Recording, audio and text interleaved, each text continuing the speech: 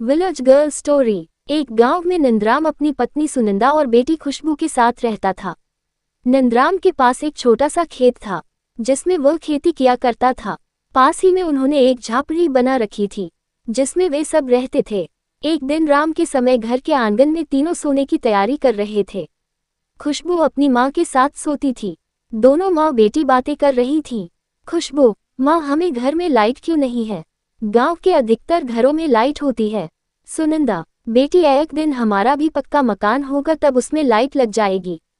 अभी देखो, लाइट न होने के फायदे: एक तो हम दिन में सारा काम निपटा लेते हैं, जैसे दिन में ही खाना बनाकर खा लेते हैं, इससे सेहत सही रहती है। दूसरा, हम जल्दी सो जाते हैं, इससे सुबह जल्दी उठ जाते हैं। खुशबू: लेकिन माँ, रात को तो इतना अंधेरा हो जाता है। सुनंदा: बेटी, वो देखो, आसमान में चांद कितनी अच्छी रोशनी हमें दे रहा है, फिर हमें अंधेरे में कहाँ हैं। और हाँ, ये रोशनी जीवन भर तुम्हारे साथ रहेगी, चाहे तुम कहीं भी जाओ।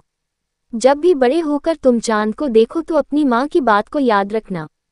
इसी तरह समय बीत रहा था। एक दिन खुशबू की माँ सुनंदा की तबीयत ज्यादा खराब हो जाती है। उसे अस्पताल ले जाते हैं लेकिन वह बच नहीं पाती। खुशबू अपनी माँ से लिपटकर बहुत रोती है। नंदराम भी पत्नी की मौत से बहुत टूट जाते हैं।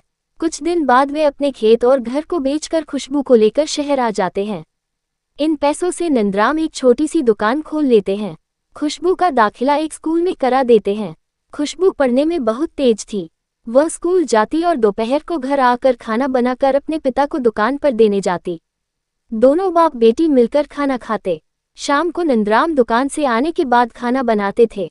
अब वे अपने छोटे से किराए के मकान में रहते थे। रात को सोते समय खुशबू को माँ की बहुत याद आती। वह दौड़कर चांद को देखने छत पर पहुंच जाती थी। इसी तरह समय बीत जाता है।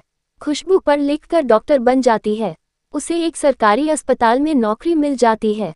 एक दिन जब नंदराम दुकान से घर आते हैं: खुशबू: पिताजी, आपको एक खुशखबरी सुनानी है। मेरा तबादला हमारे गांव में हो गया है। अब हम अपने गांव चलते हैं। नंदराम: लेकिन बेटी, वहां अब क्या रखा है? वैसे भी मेरा मन वहां जाने का बिल्कुल नहीं है। तेरी माँ के मरने के बाद मेरा वहां मन नहीं लगा, इसलिए मैं यहाँ चला आया। खुशबू: पिताजी, मुझे माँ की बहुत याद आती है। चलो न वहां जाकर अपना घर देखते हैं, क्या पता वह हमें वापस मिल जाए, मैं उसे खरीद लूंगी। माँ की यादें जुड़ी है उस घर से। नंदराम: लेकिन बेटी, यहाँ दुकान का क्या होगा?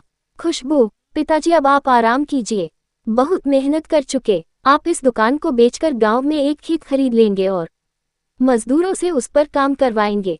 कुछ दिन बाद दोनों बाप बेटी गांव पहुंच जाते हैं। वहां जाकर ज्यादा कीमत देकर खुशबू अपना मकान खरीद लेती है। गांव में ही किराए पर रहते हुए खुशबू उस मकान को पक्का बनवाती है।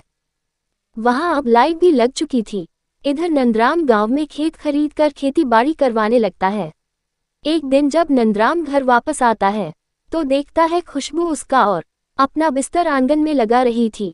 नंदराम: बेटी, अंदर सो जाती, यहाँ तो पंखा भी नहीं है।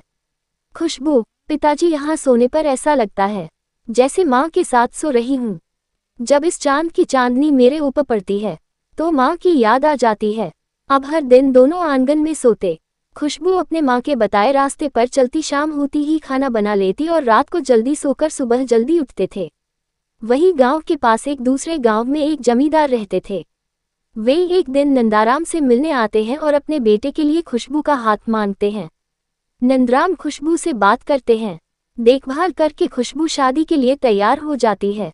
जब खुशबू घर से विदा हो रही थी तो वह अपने पिता से कहती है: खुशबू, पिताजी, मेरा बिस्तर संभाल कर रखना।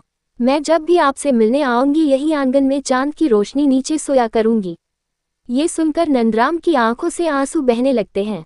नंदराम: हाँ बेटी, मुझे भी एहसास है कि तेरी माँ तेरा इंतजार करती रहेगी।